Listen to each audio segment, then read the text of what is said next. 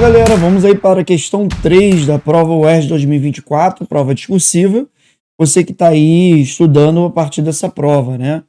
Vamos lá, essa questãozinha eu achei uma questão interessante, porque ela articulou com a abertura das Olimpíadas, né, de Paris, mas só que eu achei engraçado que ela faz uma articulação com uma imagem da abertura das Olimpíadas, querendo fazer uma retomada de uma obra que é A Última Ceia, porque a abertura dos Jogos Olímpicos de 2024 fez ali uma releitura da Última Ceia, foi uma coisa até criticada, porque você colocou figuras trans, gays, e aí mulheres, aí ficou uma coisa assim, uma releitura da Última Ceia, e que obviamente teve católicos e pessoas conservadoras que olharam isso e acharam de respeito. É uma releitura até, de certa forma, radical nesse sentido, né? E aí é uma releitura plausível, só que a questão, ela não usa essa releitura. Então eu achei uma questão um pouquinho enjoada, porque ela dá a introdução da abertura das Olimpíadas de Paris para fazer retomada a Última Ceia, mas só que não toca na questão de qualquer tipo de temática que pudesse ser levantado sobre essa releitura. De, por exemplo, falar sobre a questão da população LGBTQI+, da população trans, das mulheres e tudo mais, ao qual aparece essa releitura, ao qual tem essa visão, essa representação da Última Ceia na abertura de Paris. Então, assim, eu entendo que se eu não vou articular com o que foi apresentado, eu poderia tirar, porque isso pode causar uma confusão na cabeça do candidato de achar que tem que articular com aquela imagem. Somente a imagem da Última Ceia e a festa dos deuses são relacionadas. Aí ele bota ali a Última Ceia e aí faz esse tipo de aparato. Então vamos lá. Uma performance durante a cerimônia da abertura dos Jogos Olímpicos de Paris gerou críticas de líderes religiosos e políticos conservadores por uma suposta semelhança com a representação bíblica de Leonardo da Vinci em A Última Ceia, do século XV, exposta na Itália. Alguns a chamaram de deboche ao cristianismo. A abertura das Olimpíadas realmente parou de A Última Ceia. Nas redes, historiadores internados associaram a representação à obra do século XVII à Festa dos Deuses, do holandês Jan van Bigert, exposta na França. A pintura retrata o Olimpo, onde os deuses estão reunidos para um banquete que celebra o casamento de Tétis e Peleu, com destaque para Apolo, coroado ao centro. A obra também faz referência a Dionísio, deus do vinho das festividades. Então é legal porque o texto mostra que existe essa discussão de narrativa, de que será realmente que houve uma representação próxima à Última Ceia ou foi mais a festa dos deuses?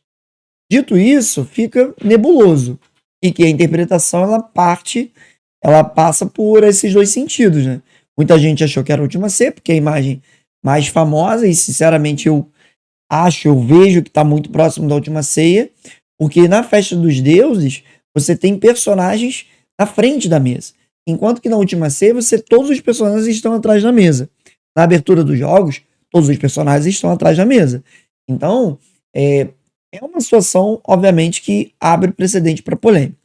Aí, a UERJ, ela apresentou essa polêmica, apresentou essa discussão, mas ela não tratou dessa polêmica na questão. E aí vamos lá.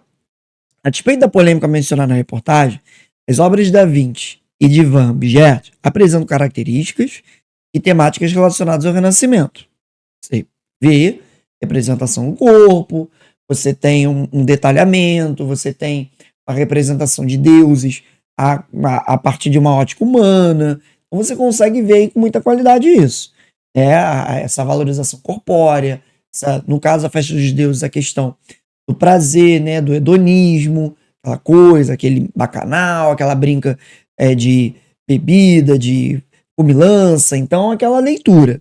Enquanto que na Última Ceia você tem uma coisa religiosa, sagrada, mas que também associa-se à ideia de um consumo de alimentos, um momento de última reunião, um momento antes de Cristo ser pego crucificado, então faz esse tipo de referência. Aí vamos lá. A ponte característica permite associar a temática da tela, a festa dos deuses, ao legado do Renascimento. Então, como você vê ali, está sendo valorizado Deus, está sendo colocado o Apolo, está sendo colocado os deuses da antiguidade clássica, isso já é o elemento de resposta. É o quê? Valorização desse classicismo, dessa antiguidade clássica, numa pintura em que você tem a representação dos deuses antigos, em que você não deixa de representar. Você está aí em pleno século 17, 18, 17, a festa dos deuses, onde o Van Bgert, ele vai representar esses deuses a partir dessa lógica da antiguidade, a partir de valorização desses deuses antigos. Então essa é a primeira resposta, de valorização de uma cultura antiga, de um classicismo, de ter um hedonismo na imagem, um prazer, então está associado a isso. Em seguida, com base em A Última Ceia, presente principal inovação difundida pelo Renascimento, a representação de personagens sagrados para a religião cristã.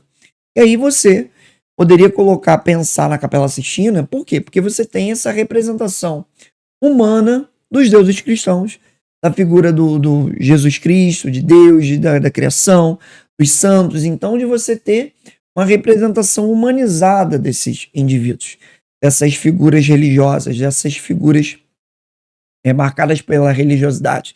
Então, a segunda parte o que o Renascimento trouxe? Trouxe a representação de santos e de Deus a partir de uma visão humana, a partir de uma visão renascentista. Uma questão curta, como eu falei, uma questão que não precisava fazer esse texto introdutório à questão da polêmica da Olimpíada de Paris, pois ele não articulou em nenhum momento essa polêmica da Olimpíada de Paris. Beleza? Então, é isso, questãozinho 3 resolvido. Daqui a pouquinho a gente vem para a próxima questão. Valeu!